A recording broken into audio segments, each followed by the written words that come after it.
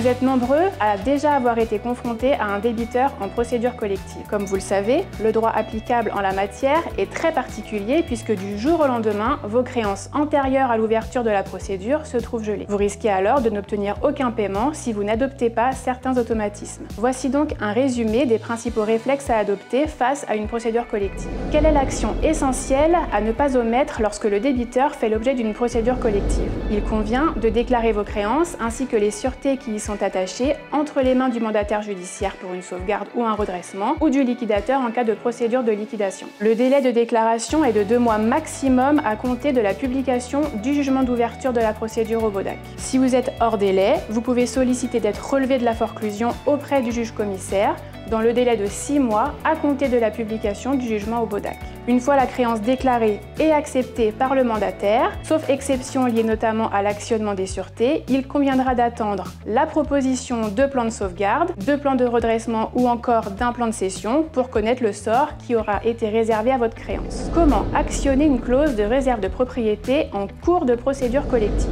Dans ce cas, il convient de vérifier dans votre contrat ou vos conditions générales de vente si vous bénéficiez d'une clause de réserve de propriété en bonne et due forme concernant le matériel livré et si cette clause a été acceptée par votre client. Dans l'affirmative, vous devrez envoyer en lettre recommandée avec accusé de réception une requête en revendication du matériel au mandataire judiciaire dans les 3 mois de la publication du jugement d'ouverture au BODAC, avec une copie pour l'administrateur s'il en a été nommé un, ou à défaut au dirigeant de la société. En l'absence de réponse du mandataire judiciaire dans le mois qui suit votre demande, vous disposez encore d'1 mois pour saisir le juge commissaire afin de faire valoir vos droits. Quid en cas d'existence d'un contrat en cours au jour de l'ouverture de la procédure collective? À l'ouverture d'une procédure collective, il est essentiel de mettre en demeure l'administrateur judiciaire de se prononcer sur la poursuite des contrats en cours. Il convient d'envoyer cette mise en demeure au plus vite. Dès lors, 3 possibilités. Soit l'administrateur refuse la poursuite du contrat, dès lors celui-ci est résilié et vous n'êtes plus tenu d'honorer vos obligations contractuelles. Soit l'administrateur confirme la nécessité de poursuivre le contrat. Vous êtes alors tenu de respecter les termes de votre engagement contractuel. Vous pouvez toujours tenter, le cas échéant, de négocier les modalités de paiement avec l'administrateur. Soit l'administrateur ne répond pas à votre mise en demeure dans le délai d'1 mois. Cela équivaut à une résiliation